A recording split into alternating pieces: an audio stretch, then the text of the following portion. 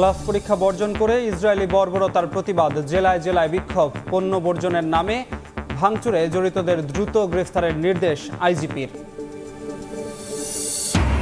জুলাই আন্দোলনে হত্যা চেষ্টা মামলায় উত্তরা থেকে ব্যারিস্টার তুরিন আফরোজ গ্রেফতার, বাসায় পুলিশের তল্লাশি, আজ তোলা হতে পারে আদালতে।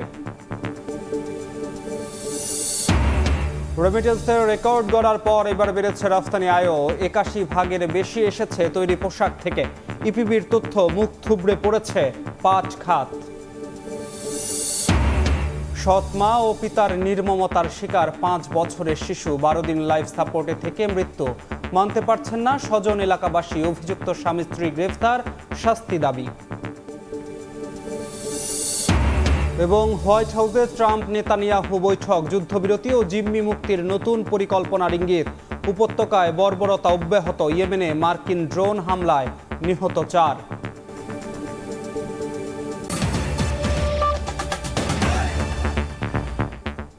সকালের সময় সঙ্গে আছি আমি ধ্রুব ব্যানার্জি।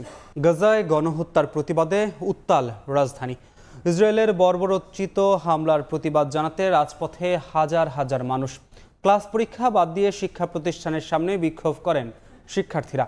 ইসরায়েলি নৃশংসতার প্রতিবাদে ফিলিস্তিনিদের ডাকা বিশ্বব্যাপী অবরোধের সমর্থনে নো ওয়ার্ক নো স্কুল কর্মসূচিতে স্বতঃস্ফূর্ত সাড়া দিয়েছে বাংলাদেশ।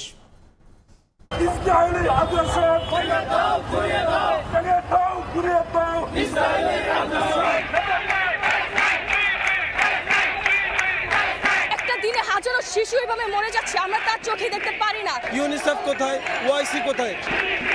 দীপ্ত স্লোগানে ঢাকা রাজপথ থেকে ফিলিস্তিনের লড়াকু জনতার প্রতি সংহতি, মজলুমের পক্ষে মিছিল, স্লোগান আর বিক্ষোভে মানুষের স্বতঃস্ফূর্ত অংশগ্রহণ। স্পষ্ট বার্তা, মজলুমের পক্ষে বাংলাদেশ। ঢাকার মার্কিন দূতাবাসের সামনে বিক্ষোভ করেন শিক্ষার্থীরা। মিছিল নিয়ে উত্তরার বিএনএস সেন্টারে জড়ো হন হাজার হাজার শিক্ষার্থী। নজিরবিহীন বর্বরোচিত হামলায় ইসরায়েল যেভাবে নিরীহ ফিলিস্তিনিদের হত্যা করছে তার প্রতিবাদ জানান তারা। আমরা এখানে জড়ো হয়েছি ইসরায়েলের বিরুদ্ধে আন্দোলন করার জন্য। ফিলিস্তিনিদের প্রতি সংহতি জানিয়ে ব্র্যাক বিশ্ববিদ্যালয় সহ কয়েকটি বেসরকারি বিশ্ববিদ্যালয়ের শিক্ষার্থীরাও নামেন রাজপথে। অংশ নেন ইংলিশ মিডিয়াম স্কুলের ছাত্রছাত্রীরাও। এ সময় ইসরায়েলি পণ্য বয়কটের ডাক দেন তারা। ৪ বছর ধরে কোনো এর ফলাফল আসছে নেই, বরঞ্চ আমাদের মুসলিম ভাইয়েরা এখনো নির্যাতিত হচ্ছে। আমাদের দাবি হলো যে ফিলিস্তিনের এই গণহত্যা থেকে আমাদেরকে রক্ষা করতে হবে।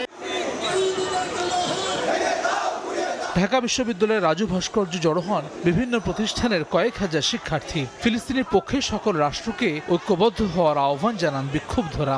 মুসলিম যে রাষ্ট্রগুলো রয়েছে, মুসলিম অধ্যুষিত, সকলকে আরো ঐক্যবদ্ধ হওয়া উচিত। কেন্দ্রীয় শহীদ মিনারে মানববন্ধন করেন চিকিৎসক ও শিক্ষার্থীরা। পরে মিছিল নিয়ে শাহবাগে অবস্থান নেন তারা। ফিলিস্তিনি নারী শিশু সহ সবার চিকিৎসা নিশ্চিতের আহ্বান তাদের। বাংলাদেশ হৃদয়ে ফিলিস্তিনকে ধারণ করে, বাংলাদেশ হৃদয়ে একদম গাজাকে ধারণ করে। গ্লোবাল স্ট্রাইক কল করছে, সেটার প্রতি একাত্মতা প্রকাশ করে আমরা আমাদের জায়গা থেকে যতটুকু পারি আমরা তাদের সাথে সংহতি প্রকাশ করার জন্য এখানে আসছি। ইসরায়েলি গণহত্যার প্রতিবাদে মোহাম্মদপুরে বিক্ষোভ করেন শিক্ষার্থীরা। এ সময় গাজায় ইসরায়েলি বর্বরতা বন্ধে বিশ্ব সম্প্রদায়কে সোচ্চার হওয়ার আহ্বান জানানো হয়। একমাত্র দাবি ফিলিস্তিনবাসীর মুক্তি। জাতিসংঘ চোখ থাকতেও অন্ধ, সমগ্র বিশ্বে যে অশান্তি সৃষ্টি হচ্ছে তার পিছনে একমাত্র আপনারা দায়ী। বাইতুল মুকাররমের উত্তর গেটে বিক্ষোভ মিছিল করেন উলামা মাশায়েখরা। মিরপুর ১০ নম্বরে মিছিল করে ইসলামী আন্দোলন। এছাড়াও রাজধানীর বিভিন্ন স্থানে বিক্ষোভ করেছে বিভিন্ন রাজনৈতিক দল ও সামাজিক সংগঠন। হাসান ওয়ালি, সময় সংবাদ, ঢাকা। বহুল সমালোচিত ব্যারিস্টার ও আন্তর্জাতিক অপরাধ ট্রাইব্যুনালের সাবেক প্রসিকিউটর তুরিন আফরোজকে গ্রেফতার করেছে পুলিশ। সোমবার রাত ১০টার দিকে রাজধানীর উত্তরার নিজ বাসা থেকে তাকে গ্রেফতার করা হয়। পুলিশ জানায়, বৈষম্য বিরোধী ছাত্র আন্দোলনে উত্তরায় শিক্ষার্থী আব্দুর জব্বার হত্যা চেষ্টা মামলায় তাকে গ্রেফতার করা হয়েছে। সোমবার রাত 10টায় রাজধানীর উত্তরা ৩ নম্বর সেক্টরের ১১ নম্বর রোডের বাসায় অভিযান চালিয়ে আন্তর্জাতিক অপরাধ ট্রাইব্যুনালের সাবেক প্রসিকিউটর ব্যারিস্টার তুরিন আফরোজকে গ্রেপ্তার করে পুলিশ। পরে রাত 12টার দিকে তাকে উত্তরা পশ্চিম থানায় নিয়ে যাওয়া হয়। পুলিশ জানায় ব্যারিস্টার তুরিন আফরোজের বিরুদ্ধে উত্তরা ও নীলফামারীতে বেশ কয়েকটি মামলা রয়েছে। তবে তাকে উত্তরা পশ্চিম থানায় বৈষম্য বিরোধী আন্দোলনে শিক্ষার্থী আব্দুল জব্বার হত্যা চেষ্টা মামলায় গ্রেপ্তার করা হয়। তার বিরুদ্ধে আমাদের পশ্চিম থানায় একটি মামলা রয়েছে, সেটি মামলা হচ্ছে মামলা নম্বর 57। 27 মার্চ 2025 মামলাটি রুজু হয়। মামলাটি হচ্ছে হত্যার উদ্দেশ্যে গুলিবিদ্ধ করিয়া মারাত্মকভাবে আহত করার যে পরিকল্পনার একটা মামলা। সেই মামলায় উনি এফআইআর নামীয় আসামি, 30 নম্বর আসামি উনি। এই মাসে আমরা গ্রেপ্তার করেছি। হয়তো নীলফামারীতে আমাদের যতটুকু শুনেছি সেখানেও আরও তার বিরুদ্ধে মামলা রয়েছে। পুলিশ জানায় গ্রেপ্তারের সময় তার কাছ থেকে একটি ল্যাপটপ ও মোবাইল ফোন জব্দ করা হয়। অপারেশনকালীন তার ল্যাপটপ এবং তার মোবাইল ফোন আমরা চেক করে দেখেছি। দেখে আমাদের তার মোবাইলে, তার ফেসবুকে অনেকগুলো সরকার বিরোধী অনেক প্রচারণা রয়েছে। সেই বিষয়ে আমরা ঊর্ধ্বতন কর্তৃপক্ষের সাথে কথা বলে পরবর্তীতে এই বিষয়ে কি আইনি ব্যবস্থা নেওয়া যায় সেটা আমরা গ্রহণ করব। ব্যারিস্টার তুরিন আফরোজ আন্তর্জাতিক অপরাধ ট্রাইব্যুনালের প্রসিকিউটর ছিলেন। মঙ্গলবার তাকে আদালতে পাঠানো হবে বলে জানিয়েছে পুলিশ। অতি সম্প্রতি 2-1 দিন আগে শফিকুজ্জামান রুবেল, সময় সংবাদ, ঢাকা। রেমিটেন্সের রেকর্ড গড়ার পর বছর ব্যবধানে গেল মার্চ পর্যন্ত চলতি অর্থ বছরের প্রথম 9 মাসে 10.63% বেড়েছে রফতানি আয়। এই হিসাব দিয়েছে রফতানি উন্নয়ন ব্যুরো ইপিবি। সংস্থাটির পরিসংখ্যান বলছে এ সময়ে মোট রফতানি আয়ের মধ্যে 81% বেশি এসেছে তৈরি পোশাক খাতের ঘরে। আর চামড়া, প্লাস্টিক, বাইসাইকেল থেকে রফতানি আয়ের প্রবৃদ্ধি হলেও বিশ্ববাজারে মুখ থুবড়ে পড়েছে পরিবেশবান্ধব পাট খাত। বাংলাদেশ ব্যাংকের দেয়া রেকর্ড প্রবাসী আয়ের খবরের পর এবার রপ্তানি উন্নয়ন ব্যুরো ইপিবি জানালো, চলতি অর্থবছরের প্রথম 9 মাসে দেশে রপ্তানি আয় এসেছে $3,719 কোটি 13 লাখ, যা গেল অর্থবছরের একই সময়ের তুলনায় 10.63% বেশি। খাতভিত্তিক পরিসংখ্যানে দেখা যাচ্ছে এ সময়ে দেশের প্রধান রপ্তানি খাত তৈরি পোশাক শিল্প আয় করেছে $3,024 কোটি 63 লাখ, বছর ব্যবধানে বেড়েছে 10.84%। চামড়া ও চামড়াজাত পণ্যের রপ্তানি আয় বেড়েছে 9.89%। জুলাই থেকে মার্চ এ খাতের রপ্তানি আয় হয়েছে $85 কোটি 20 লাখ। চলতি অর্থবছরে মার্চ পর্যন্ত বাইসাইকেল থেকে রপ্তানি হয়েছে $8 কোটি 66 লাখ, যা গেল অর্থবছরের একই সময়ের তুলনায় 60.1% বেশি। রপ্তানি আয় বেড়েছে প্লাস্টিক খাতেরও। চলতি অর্থবছরের জুলাই থেকে মার্চ এ খাতের রপ্তানি আয় দাঁড়িয়েছে $22 কোটি 63 লাখ। রপ্তানি আয়ের প্রবৃদ্ধি দেখেছে কৃষি খাত। $80 কোটি 70 লাখ রপ্তানি আয় ঘরে তুলেছে খাতটি, যা এক বছর আগের তুলনায় 6.14% বেশি। রপ্তানি আয়ের এমন প্রবৃদ্ধির হিসাবের মধ্যে দেখা যাচ্ছে বিশ্ববাজারে মুখ থুবড়ে পড়েছে বাংলাদেশের পরিবেশ বান্ধব পাট ও পাটজাত পণ্য। চলতি অর্থবছরের জুলাই থেকে মার্চ পর্যন্ত রপ্তানি হয়েছে $62 কোটি 63 লাখ পাট ও পাটজাত পণ্য, যা গেল অর্থবছরের প্রথম 9 মাসের তুলনায় 7.68% কম। অন্তরা সেন, সময় সংবাদ। বিদেশে কর্মসংস্থানের ক্ষেত্রে দেশের সবচেয়ে পিছিয়ে রংপুর বিভাগ। সংশ্লিষ্টরা বলছেন অনাগ্রহ, দক্ষ জনশক্তির অভাব ও বৈধ রিক্রুটিং এজেন্সি না থাকা এর অন্যতম কারণ। এ সুযোগে দালালের খপ্পরে পড়ে সর্বশান্ত হচ্ছেন অনেকে। তবে দালালের দৌরাত্ম্য ও এজেন্সির অনিয়ম ঠেকাতে ব্যবস্থা নেওয়ার আশ্বাস কর্তৃপক্ষের। বিশেষজ্ঞরা বলছেন প্রান্তিক পর্যায়ে প্রচারণা বাড়ানোর বিকল্প নেই। শাকিল মাহমুদের ছবিতে নাজমুল ইসলাম নিশাতের রিপোর্ট। 2023 সালে দুবাইয়ের একটি 5 তারকা হোটেলে শ্রমিক হিসেবে যাওয়ার জন্য স্থানীয় এক দালালের সঙ্গে 4 লাখ টাকায় চুক্তি হয় রংপুর মিঠাপুকুর উপজেলার ইসমাইল হোসাইনের। তবে কয়েক দফায় হাত বদল হয়ে ট্যুরিস্ট ভিসায় তিনি দুবাই পৌঁছলেও মেলেনি কোনো কাজ। পরে আত্মীয়দের সহায়তায় 2 মাস পর দেশে ফেরেন ইসমাইল। একইভাবে 3 ভাই মিলে দালালকে মালয়েশিয়া যেতে 9 লাখ টাকা দিয়েছিলেন ওই এলাকার আশরাফুল। তবে বিদেশ যাওয়া তো দূরের কথা, কষ্টের টাকাও ফেরত পাননি তারা। ডেট অনুযায়ী যাই, পরে আবার ডেট অনুযায়ী যাই, এইভাবে ডেট অনুযায়ী শেষ। পরে টাকা 3 জনে ধরা গেলেন, টাকা দিল না। খাবার টাইম হলে কান্নাকাটি করতাম পেটের ভোকে, বাঙালিরা আমাকে 10-5 টাকা দিত, আমি খাইতাম। 2005 থেকে 2022 সাল পর্যন্ত বিদেশে কর্মসংস্থান হয়েছে দেশের 1,05,02,08 জনের। এর মধ্যে সবচেয়ে কম সংখ্যা রংপুর বিভাগের, মাত্র 1.8%। বিশেষজ্ঞদের মতে প্রান্তিক পর্যায়ে প্রচারণার পাশাপাশি অবৈধ রিক্রুটিং এজেন্সি ও দালালের দৌরাত্ম্য কমাতে কঠোর হতে হবে প্রশাসনকে। কারিগরি শিক্ষাটা বৃদ্ধি করতে হবে, প্রপার রিক্রুটিং এজেন্সির মাধ্যমে আমাদেরকে লোকজনকে পাঠাতে হবে, যেন আমাদের লোকজন প্রতারিত না হয়। সরকারিভাবে নজরদারি রাখতে হবে। তবে দালালের দৌরাত্ম্য এজেন্সির অনিয়ম ঠেকাতে ব্যবস্থা নেওয়ার আশ্বাস কর্মসংস্থান ও জনশক্তি কর্তৃপক্ষের। সরকার যে কোনো মুহূর্তে যদি দুর্নীতি করে বা বেশি টাকা নেয় বা টাকা প্রতারণা করে, তাকে যেন আইনের আওতায় নিয়ে আসা যায়। এই কারণে সরকার অলরেডি উদ্যোগ নিয়েছে, এটা খুব তাড়াতাড়ি বাস্তবায়ন হবে। পরিসংখ্যান ব্যুরোর তথ্যমতে 2020-21 অর্থ বছরে রংপুর বিভাগে রেমিটেন্স এসেছে 683.6 মিলিয়ন মার্কিন ডলার। 2023-24 অর্থ বছরে তা কমে দাঁড়িয়েছে 301.03 মিলিয়নে। আর চলতি অর্থ বছরের 9 মাসে এর পরিমাণ 177 মিলিয়ন মার্কিন ডলার। নাজমুল ইসলাম নিশাত, সময় সংবাদ, রংপুর। ত্রাণ ও চিকিৎসা সামগ্রী নিয়ে কিছুক্ষণের মধ্যে ভূমিকম্পে বিপর্যস্ত মিয়ানমারের উদ্দেশ্যে চট্টগ্রাম ছেড়ে যাবে নৌবাহিনীর জাহাজ সমুদ্র অভিযান। এই মুহূর্তে সেখানে আছেন সহকর্মী কমল দে, সরাসরি চলে যাচ্ছি তার কাছে। জটিল আচরণ করুক না কেন প্রতিবেশীদের ক্ষেত্রে বাংলাদেশ কিন্তু মানবিক আচরণ করে আসছে। ভূমিকম্পে বিধ্বস্ত মিয়ানমারকে মানবিক সহায়তা দিতে যাচ্ছে বাংলাদেশ নৌবাহিনী। এরই অংশ হিসেবে বাংলাদেশ নৌবাহিনীর জাহাজ সমুদ্র অভিযান কিছুক্ষণের মধ্যে মিয়ানমারের ইয়াঙ্গুন বন্দরের উদ্দেশ্যে যাত্রা করবে এবং 120 মেট্রিক টন খাদ্য সহায়তা নিয়ে। এর মধ্যে আমরা দেখতে পাচ্ছি প্রায় 77 মেট্রিক টন রয়েছে শুকনো খাবার, রয়েছে পানি, রয়েছে ওষুধ সামগ্রী। আপনি জানেন গত 28 মার্চ 7.7 মাত্রা যে ভূমিকম্পটি হয়েছে, সেই ভূমিকম্প বলে কিন্তু মিয়ানমারের বিশাল একটি অংশ বিধ্বস্ত হয়ে পড়েছে এবং সেই বিধ্বস্ত মিয়ানমারকে ত্রাণ সহায়তা দিতে যাচ্ছে বাংলাদেশ।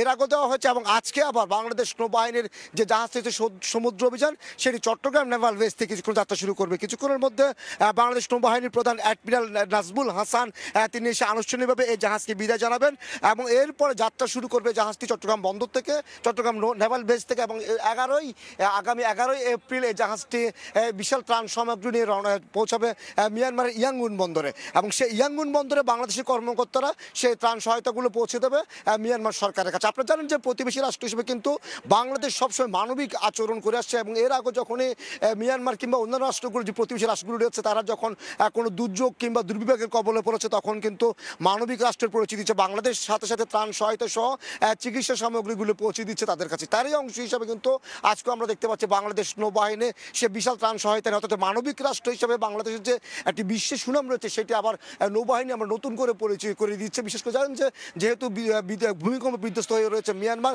এবং সেখানে মানবিক সহায়তা দরকার, তারই অংশ হিসেবে আমরা শুকনো খাবারের মধ্যে আমরা দেখতে পাচ্ছি 77 মেট্রিক টন শুকনো খাবার দেওয়া হচ্ছে, যাতে তাৎক্ষণিকভাবে যে ভূমিকম্প বিধ্বস্ত মিয়ানমারের নাগরিকরা সেই সহযোগিতা পায়। তাই খাবারগুলো আলাদা আলাদা করে একটি প্যাকেট করে দেওয়া হয়েছে। সেই প্যাকেটের মধ্যে রয়েছে শুকনো যে খাবার, যেহেতু তারা রান্না করে খাবার উপযোগী তেমন হচ্ছে না, তারপরও সব ধরনের সহযোগিতা দিচ্ছে এবং একই সাথে যেটি সবচেয়ে প্রয়োজন সেটি হলো তাদের মানবিক সহযোগিতা, সেটি প্রয়োজন চিকিৎসা সহযোগিতা, সেটিও কিন্তু বাংলাদেশ নৌবাহিনী দেওয়ার জন্য সমস্ত প্রক্রিয়া সম্পন্ন করে এনেছে। আমরা যেটা জানতে পেরেছি, বাংলাদেশ নৌবাহিনীর প্রধান অ্যাডমিরাল নাজমুল হাসান কিছুক্ষণের মধ্যে তিনি চট্টগ্রাম নেভাল বেজে এসে উপস্থিত হবেন এবং নেভাল বেজ থেকে তিনি এই জাহাজকে আনুষ্ঠানিক বিদায় জানাবেন এবং জাহাজটি 10টা নাগাদ চট্টগ্রামের নেভাল বেজ ত্যাগ করবে এবং এটি আগামী 11 এপ্রিল মিয়ানমারের যে ইয়াঙ্গুন বন্দর রয়েছে, সেই ইয়াঙ্গুন বন্দরে গিয়ে পৌঁছাবে।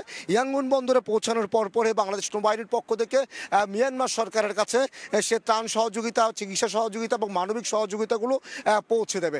এরপর পরে সেগুলো হয়তো মিয়ানমারের নাগরিকদের কাছে তার মিয়ানমার সরকার পৌঁছে দেবে, সেটা আমরা জানতে পারি। তো বলা চলে বারবারে বলছে আমরা যে মানবিক রাষ্ট্র হিসাবে বাংলাদেশ তার প্রতিবারই সেই পরিচয় দিয়ে আসছে, এবারও তার ব্যতিক্রম হচ্ছে না।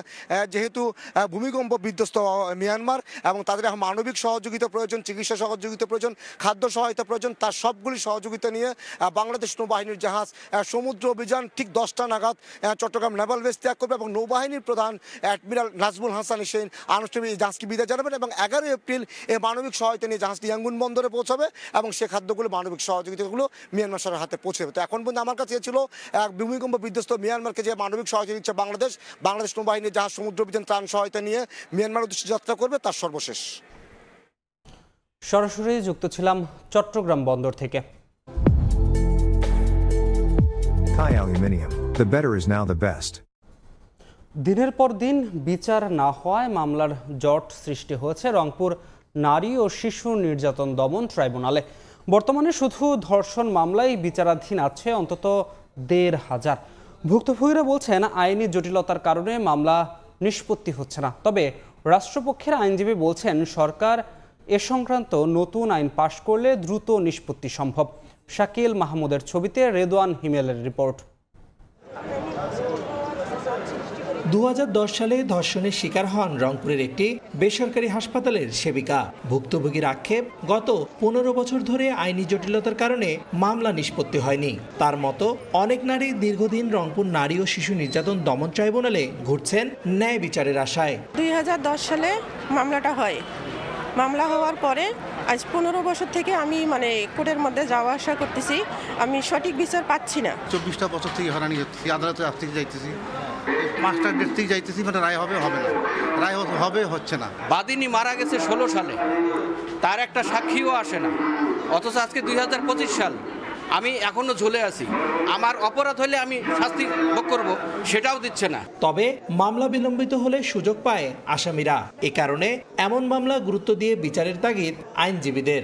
অধিবেশনের মতো মামলা না হওয়ার জন্যই আপনার মামলা 1 মাস পরে ডেট করতে করতে 2 বছর 3 বছর 5 বছর চলে গেল। কন্টিনিউয়াস চলতেই থাকবে, বন্ধ হবে না।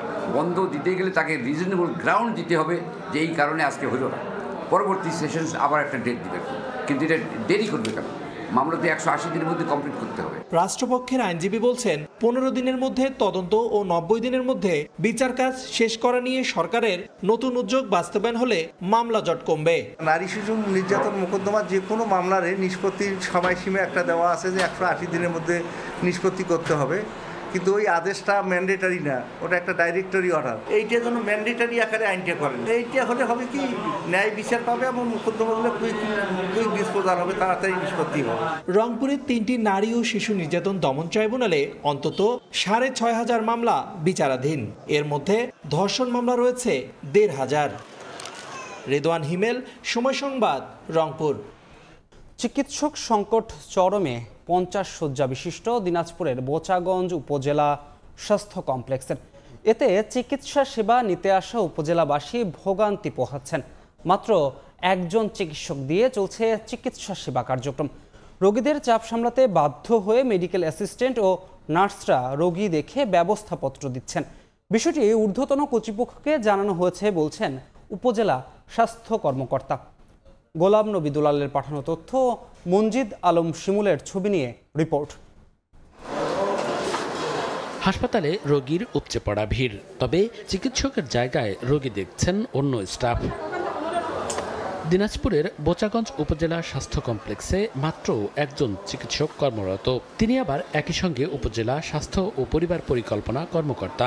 অথচ 50 শয্যার এই হাসপাতালে মেডিকেল অফিসার থাকার কথা 16 জন। 15টি শূন্য পদে নতুন করে 4 জনের পদায়ন হলেও একজনও যোগদান করেননি। রোগীর চাপ সামলাতে চিকিৎসা সেবা দিচ্ছেন মেডিকেল অ্যাসিস্ট্যান্ট ও নার্সরা। বোচাগঞ্জে যে হিসাবে রোগীর চাপ, সেই হিসাবে আমাদের ডক্টর সংখ্যা অনেক কম। আমরা যেটুকু পারতেছি 5:30টার পাশে আমরা সেবা দিয়ে যাচ্ছি। সরকার কাছে এটা অনুরোধ থাকলো, যদি এখানে ডাক্তার কিছুদিন দেয় তাহলে বেশি ভালো হয়। চিকিৎসক সংকটে চরম দুর্ভোগে এলাকাবাসী। টেকনিশিয়ান এবং নার্স দিয়ে এমবিবিএস এর কাজ পরিচালনা করতেছেন। আমি আসছি আমার 2টা বাচ্চাকে ডাক্তার দেখানোর জন্য, কিন্তু এখানে দেখতেছি কোনো ডাক্তার বর্তমানে নাই। একজন আসে যাও, লোক সংখ্যা বেশি, কাকে দিবে প্রেসক্রিপশন দিতে পারতেছে। বিষয়টি ঊর্ধ্বতন কর্তৃপক্ষকে জানানো হলেও এখনো কোনো সমাধান মেলেনি বলে জানায় স্বাস্থ্য বিভাগ। এই মুহূর্তে আমাকে একা চালাতে হচ্ছে হসপিটাল, যেখানে আমি রোগীদের কতটুকু সেবা দিতে পারবো একজন মানুষ হিসাবে, যেখানে আমার অফিসিয়াল কাজের বাইরেও আমাকে কাজ করতে হচ্ছে, সকালবেলা রাউন্ড দিয়ে রোগী দেখা সহ রোগীর ছুটি লেখা। সেক্ষেত্রে আমি ইমার্জেন্সিতেও মাঝে মধ্যে যাচ্ছি, 2-1টা ইমার্জেন্সি পেশেন্ট যেগুলো বেশি ক্রিটিক্যাল সেগুলো, বাকিগুলো বা আউটডোরে চিকিৎসা সেবা আসলে এখন ব্যাহত হচ্ছে। কর্তৃপক্ষের তথ্য মতে বোচাগঞ্জ উপজেলা স্বাস্থ্য কমপ্লেক্সে দৈনিক 3 থেকে 400 রোগী স্বাস্থ্যসেবা নেন। সময় সংবাদ, দিনাজপুর।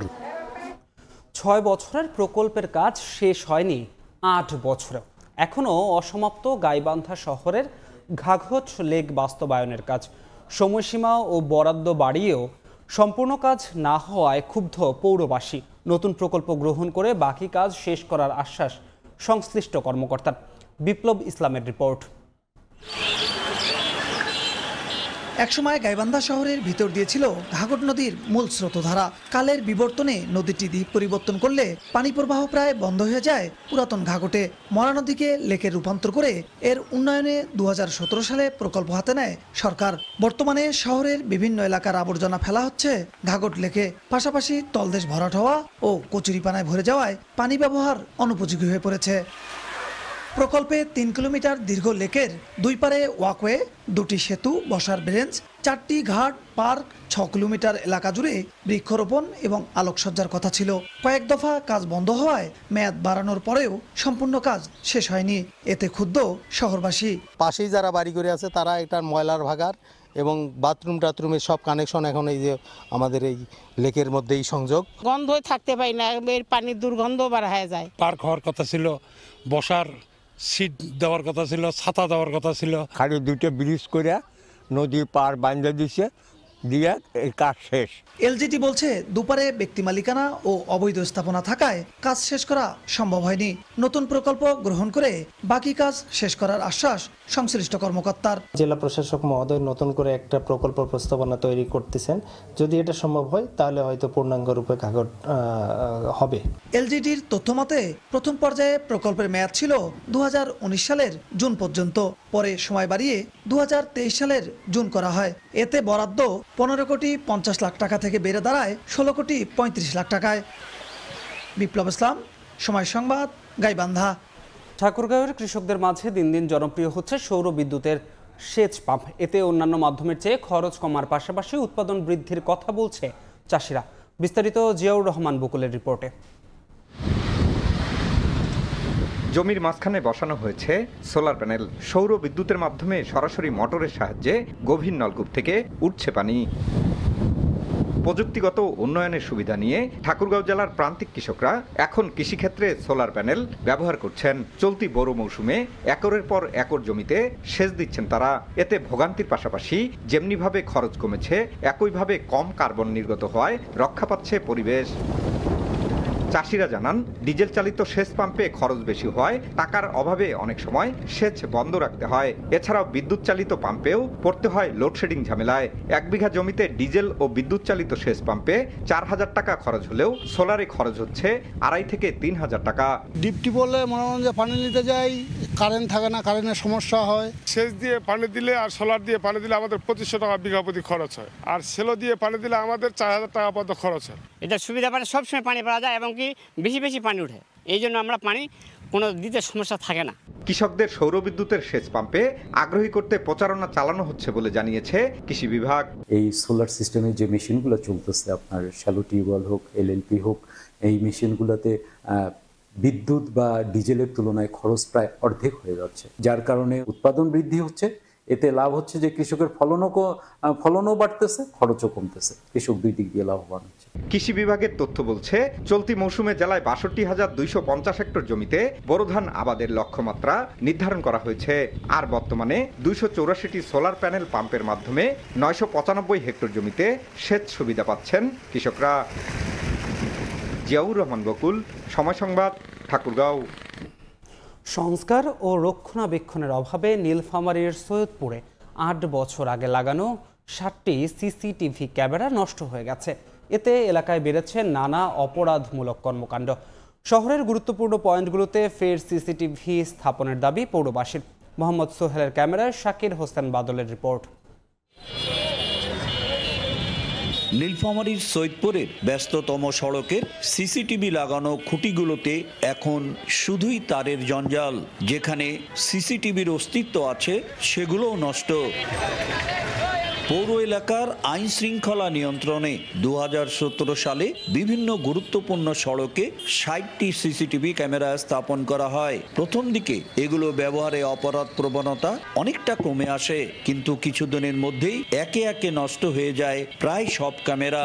এতে আবার মাথা চাড়া দিয়ে ওঠে অপরাধীরা। 5ই আগস্টের পর থেকে চুরি ডাকাতি বাড়ে গেছে, তো আমরা খোঁজ দিয়ে দেখলাম যে সিসি ক্যামেরা ম্যাক্সিমাম নষ্ট হয়ে গেছে। চুরি, তারপরে আপনার সিসকে চুরি, এগুলো খুব বৃদ্ধি পেয়েছিল। যখন সিসি ক্যামেরা ছিল তখন অথবা চোর ছিনতাইকারী, এটা একটু ভয় ছিল যে প্রশাসন দেখতেছে। বর্তমান শহীদপুরের ওসি স্যারের সঙ্গে আমরা আলাপ আলোচনা করেছি যে আমাদের শহীদপুর শহরের নিরাপত্তার জন্যে এই সিসি ক্যামেরা আওতাটা খুব জরুরি। এ নিয়ে পুলিশ কোনো কথা বলতে রাজি না হলেও উপজেলা প্রশাসন বলছে সংশ্লিষ্টদের সঙ্গে কথা বলে দ্রুতই গুরুত্বপূর্ণ স্থানগুলোতে বসানো হবে সিসিটিভি ক্যামেরাগুলো বিভিন্নভাবে নষ্ট হয়ে গিয়েছে, পুনরায় যেন সেগুলি ইনস্টল করা হয়। সেক্ষেত্রে আমরা পৌরসভা, উপজেলা পরিষদ এবং আমাদের যে পুলিশ আছে সবাই মিলে একসাথে এবং ব্যবসায়ীরা মিলে আমরা অচিরেই এই শহরের নিরাপত্তার স্বার্থে, ব্যবসায়ীদের নিরাপত্তার স্বার্থে আবারও ক্যামেরাগুলো প্রতিস্থাপন করব। সৈয়দপুর পৌর এলাকায় 2.5 লাখ মানুষ বসবাস করেন। শাকির হোসেন বাদল, সময় সংবাদ, নীলফামারী। লক্ষ্মীপুরের কমলনগরে তুচ্ছ ঘটনাকে কেন্দ্র করে নুরুল আমিন নামের দৃষ্টি প্রতিবন্ধী বৃদ্ধকে পিটিয়ে হত্যার অভিযোগ উঠেছে। এ ঘটনায় গুরুতর আহত হয়েছেন একই পরিবারের আরও 5 জন।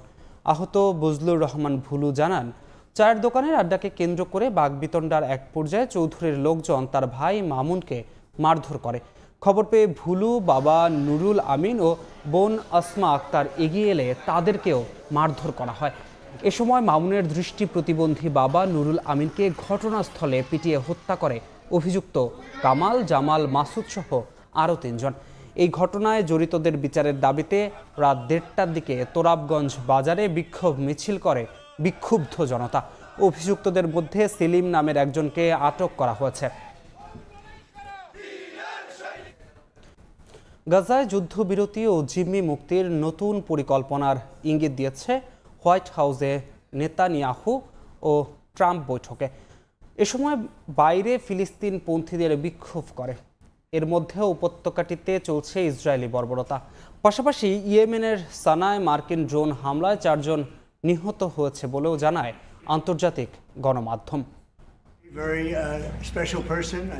হোয়াইট হাউসের গেটে ফিলিস্তিনপন্থীদের বিক্ষোভের মধ্যেই ওভাল অফিসে বৈঠকে বসেন মার্কিন প্রেসিডেন্ট ডোনাল্ড ট্রাম্প ও ইসরায়েলি প্রধানমন্ত্রী বিনিয়ামিন নেতানিয়াহু।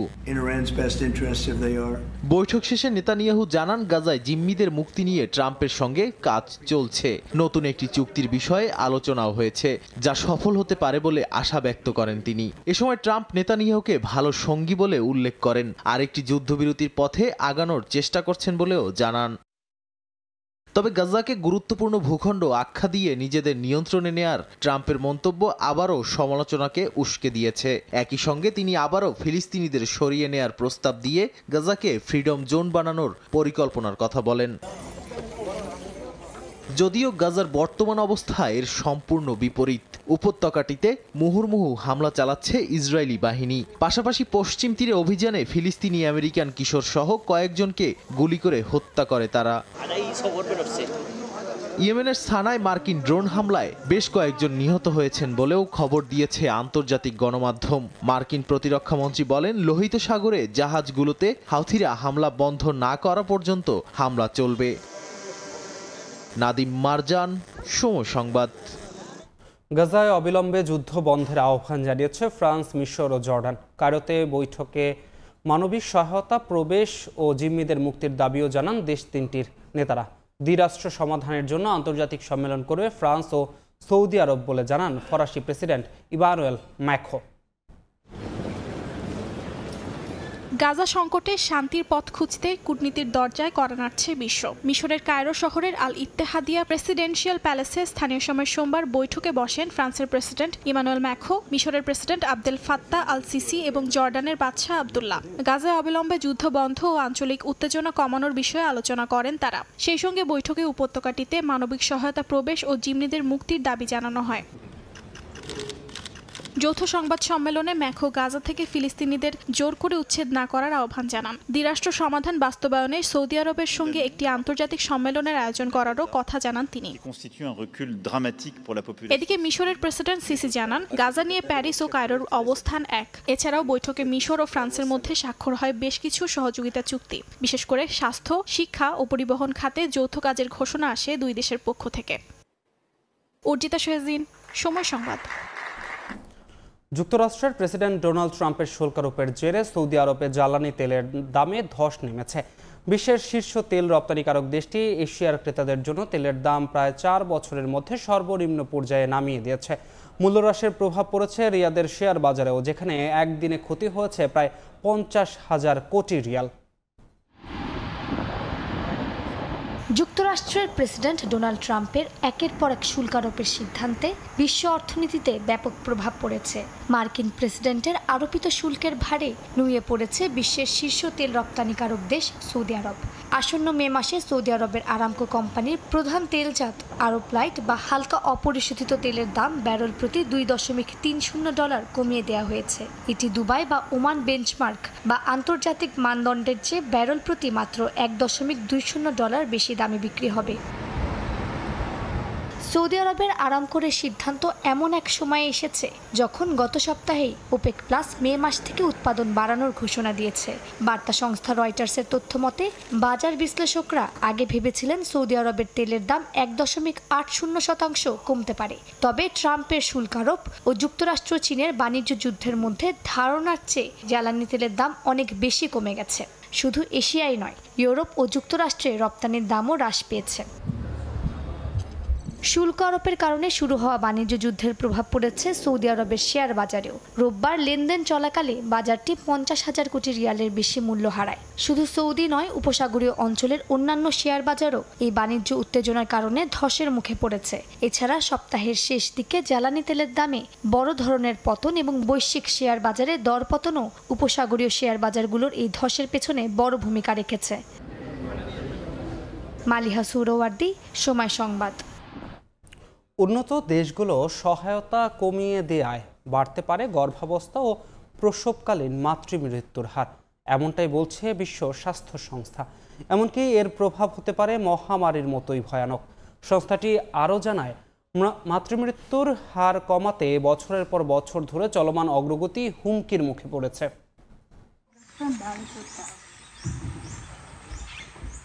দীর্ঘ 2 দশকে বিশ্বজুড়ে প্রসবজনিত কারণে মাতৃমৃত্যু হার 40% কমেছে। প্রয়োজনীয় স্বাস্থ্যসেবা সহজ হওয়ায় বিশ্বব্যাপী কমে গিয়েছিল এ হার। তবে 2016 সালের পর সেই অগ্রগতি কিছুটা ধীর হয়ে যায়। 2023 সালে 2.5 লাখের বেশি নারী গর্ভকালীন জটিলতা বা প্রসবজনিত কারণে প্রাণ হারিয়েছেন। সোমবার বিশ্ব স্বাস্থ্য সংস্থা সহ জাতিসংঘের সংস্থাগুলো এক প্রতিবেদনে জানায়, আবারও বেড়ে যেতে পারে মাতৃমৃত্যুর হার। আশঙ্কার বড় একটি কারণ হিসেবে উল্লেখ করা হয়েছে যুক্তরাষ্ট্রের আন্তর্জাতিক উন্নয়ন সংস্থার সাহায্য স্থগিত করা। এছাড়া ব্রিটেন সহ অন্যান্য দেশগুলো সহায়তা সংক্রান্ত বাজেট কমানোর ঘোষণা দিয়েছে বলেও জানা গেছে। সহায়তা কাটছাটের কারণে মাতৃমৃত্যুর প্রভাব মহামারীর মতো পড়তে পারে বলে জানিয়েছে বিশ্ব স্বাস্থ্য সংস্থা। স্বাস্থ্য খাতে সহায়তা কমানোর কারণে এরই মধ্যে অনেক দেশে মা, নবজাতক ও শিশু স্বাস্থ্যের জন্য গুরুত্বপূর্ণ পরিষেবা ব্যাহত হচ্ছে বলে জানায় জাতিসংঘ। এতে করে স্বাস্থ্যকেন্দ্র বন্ধ হচ্ছে, কর্মীরা চাকরি হারাচ্ছেন ও প্রয়োজনীয় ওষুধের সরবরাহ বন্ধ হয়ে যাচ্ছে। চিকিৎসা ক্ষেত্রে শৃঙ্খলা ব্যাহত হচ্ছে বলেও উল্লেখ করা হয় প্রতিবেদনে। জানা যায়, এক্ষেত্রে সবচেয়ে বেশি ভুক্তভোগী হচ্ছে যুদ্ধবিধ্বস্ত অঞ্চলের নারীরা। কাকলি আখতার, সময় সংবাদ। কম্বোডিয়ার খমের নববর্ষকে সামনে রেখে আয়োজন করা হয়েছে ঐতিহ্যবাহী গরুর গাড়ি দৌড় প্রতিযোগিতা। এই উৎসব দেখতে জড়ো হন কয়েক হাজার মানুষ। ক্যাম্পং স্পেওয়ের ধুলোমাখা ময়দানে যখন গরুগুলো ছুটে চলে গাড়ি টেনে, তখন যেন সময় ফিরে যায় শতাব্দী পুরানো ঐতিহ্যে। কম্বোডিয়ায় অতীতে নববর্ষ উপলক্ষে প্রতি বছর আয়োজিত হতো ঐতিহ্যবাহী এই দৌড় প্রতিযোগিতা। বন্ধ হয়ে যাওয়ার পর পুরানো এই উৎসব আবারও চালু করা হয় 1 দশক আগে। স্থানীয় সময় সোমবার 11তম বারের মতো আয়োজিত এই প্রতিযোগিতায় অংশ নেন 75 জন প্রতিযোগী। শত শত উৎসুক দর্শনার্থীর উপস্থিতি আয়োজনকে নিয়ে যায় ভিন্ন মাত্রায়। কিন্তু ঐতিহ্যবাহী গরুর গাড়ি দৌড় কেবল বিনোদনের জন্য নয়। স্থানীয় কৃষকরা জানান, এটা ভবিষ্যৎ প্রজন্মের কাছে খমের সংস্কৃতি তুলে ধরার এক মাধ্যম। একে সাংস্কৃতিক আন্দোলন হিসেবেও দেখছেন তারা। এই দৌড় আমি জীবনে প্রথম দেখছি। শুনেছি এটা শুধু এই প্রদেশেই হয়। এই প্রতিযোগিতা দেখার জন্য অধীর অপেক্ষায় ছিলাম।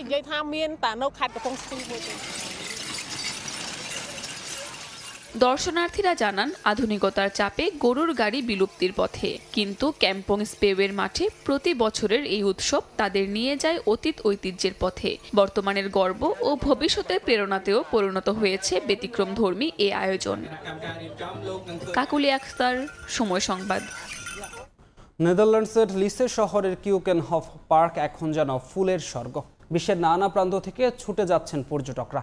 একদিকে প্রাকৃতিক রঙিন ফুল, অন্যদিকে মানুষের পরিশ্রমে গড়ে উঠেছে বোলেনস্ট্রিক নামে খ্যাত নেদারল্যান্ডসের বিখ্যাত ফুলবাগান এলাকা।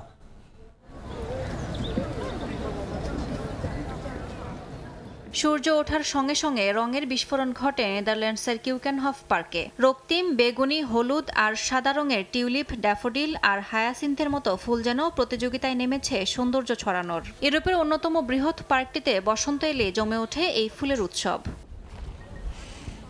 অপরূপ এই দৃশ্যের পেছনে রয়েছে অক্লান্ত পরিশ্রম। পার্কটির প্রধান উদ্যানকর্মী স্টেফান স্লবে জানান, বছরের সবচেয়ে বড় কাজ হলো ফুলের বীজ রোপণ করা। অক্টোবরের দ্বিতীয় সপ্তাহ থেকে শুরু করে বড়দিনের আগের দিন পর্যন্ত 40 জন কর্মী হাতে হাতে বসিয়ে দেন 70 লাখ বীজ।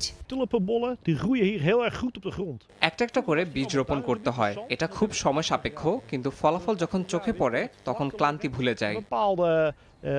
Voedingswaarde wat erin zit. ফুলের টানে প্রতিদিন পার্কে ভিড় করেন হাজারো মানুষ। কেউ হানিমুনে, কেউ জন্মদিনে, আবার কেউ নিছকে প্রকৃতির রঙে নিজের মনকে রাঙিয়ে তুলতে। এটা আমাদের হানিমুন ট্রিপ। চারপাশে শুধু ফুল আর ফুল। এমন ঘ্রাণ আর রঙের সমাহার আগে কখনো দেখিনি। 250 হেক্টর জুড়ে বিস্তৃত কিউকেনহফ পার্ক খোলা থাকবে 11 মে পর্যন্ত। মাত্র 8 সপ্তাহের জন্য খোলা থাকে পার্কটি। কিন্তু এই সময়ে 14 লাখের বেশি মানুষ উপভোগ করেন রং, ঘ্রাণ আর প্রকৃতির অপার সৌন্দর্য। এবার সেই সংখ্যা ছাড়িয়ে যাওয়ার আশা করছেন সংশ্লিষ্টরা। ইয়াসমিন অনন্যা, সময় সংবাদ। ফিলিস্তিনিদের উপর ইসরায়েলি আগ্রাসনের প্রতিবাদে উত্তাল বাংলাদেশ। এর সঙ্গে একাত্মতা জানিয়েছেন ক্রিকেটাররাও। মাশরাফি বিন মুর্তজা ও মুশফিকুর রহিম সহ অনেকেই সামাজিক যোগাযোগ মাধ্যমে পোস্ট দিয়েছেন ফিলিস্তিন ইস্যুতে। 12 এপ্রিল মার্চ ফর গাজা কর্মসূচিতে সবাইকে যোগ দেওয়ার আহ্বান জানিয়েছেন মাহমুদুল্লাহ রিয়াদ।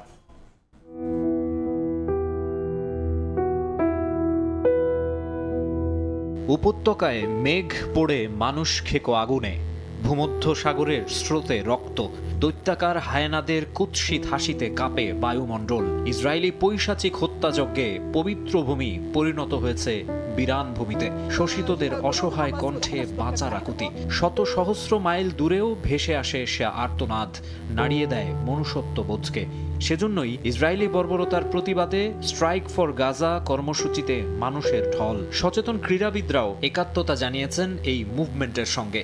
আগামী 12 এপ্রিল শনিবার বিকেল 3টায় শাহবাগ থেকে মানিক মিয়া অ্যাভিনিউ অভিমুখে মার্চ ফর গাজা শিরোনামে একটি কর্মসূচি আয়োজিত হতে যাচ্ছে।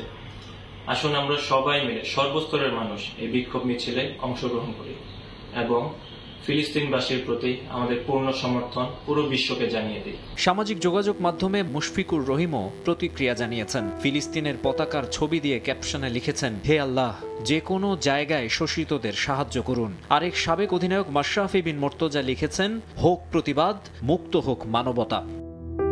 ফিলিস্তিনের ভয়াবহতার বেশ কিছু ছবি কোলাজ করে অফিসিয়াল ফেসবুক পেজের কভার ফটো দিয়েছেন নাহিদ রানা। ধর্মভীরু রিশাদ হোসেন সাহায্য চেয়েছেন সৃষ্টিকর্তার কাছে। পবিত্র কোরআনের সূরা আল মায়েদার কিছু অংশ উল্লেখ করেছেন শরীফুল ইসলাম। আহ্বান জানিয়েছেন অন্যায়ের বিরুদ্ধে গর্জে ওঠার। ক্রিকেটারদের পাশাপাশি সোশ্যাল মিডিয়ায় লেখালেখি করছেন অন্য ডিসিপ্লিনের অ্যাথলিটরাও। বেশিরভাগ ক্রীড়াবিদ ইদানিং ভয়েস রেইজ করলেও বরাবরই সোচ্চার হামজা দেওয়ান চৌধুরী। বাংলাদেশের জার্সিতে অভিষেকের পর ইংল্যান্ডে ফিরে শেফিল্ড ইউনাইটেডে যোগ দিয়েছেন হামজা। ঈদও উদযাপন করেছেন ইংল্যান্ডে। ঈদের নামাজ আদায়ের সময় ফিলিস্তিনের পতাকা আঁকা ব্রেসলেট পরেছিলেন বাংলাদেশি ফুটবল তারকা। মাকসুম আলম খান, সময় সংবাদ, ঢাকা। উন্নত চেক আপের জন্য সিঙ্গাপুর গেলেন তামিম ইকবাল। সফর সঙ্গী হিসেবে তামিমের সঙ্গী হিসেবে আছেন বড় ভাই নাফিস ইকবাল। রাত 11:55 সিঙ্গাপুরের উদ্দেশ্যে দেশ ছাড়েন তামিম। শারীরিকভাবে এখন অনেকটাই ভালো অনুভব করছেন তামিম ইকবাল। তারপরও উন্নত চেক আপের জন্য সিঙ্গাপুর গেলেন তিনি। এর আগে জানা গিয়েছিল থাইল্যান্ডে চিকিৎসা করাবেন তিনি। গেল 24 মার্চ ডিপিএল ম্যাচ খেলার সময় হৃদরোগে আক্রান্ত হন তামিম। তাৎক্ষণিক তাকে গাজীপুরের কেপিজে হাসপাতালে ভর্তি করা হয়। পরীক্ষা নিরীক্ষায় হার্টে ব্লক ধরা পড়লে সেখানেই রিং পরানো হয়। এরপর কিছুটা সুস্থ হলে তামিম ইকবালকে আনা হয় রাজধানীর এভারকেয়ার হাসপাতালে। সেখানে কয়েকদিনের চিকিৎসা শেষে বাসায় ফিরে যান সাবেক অধিনায়ক। সকালের সময়ের শীর্ষ সংবাদগুলো জানিয়ে দিচ্ছি আরেকবার।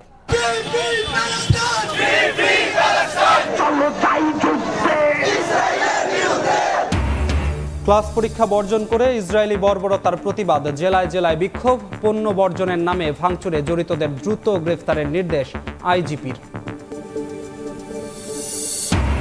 জুলাই আন্দোলনে হত্যা চেষ্টা মামলায় উত্তরা থেকে ব্যারিস্টার তুরিন আফরোজ গ্রেফতার, বাসায় পুলিশের তল্লাশি, আজ তোলা হতে পারে আদালতে। এবং রেমিটেন্সের রেকর্ড গড়ার পর এবার বেড়েছে রফতানি আয়ও, ৮১% বেশি এসেছে তৈরি পোশাক থেকে। ইপিবির তথ্য, মুখ থুবড়ে পড়েছে পাট খাত।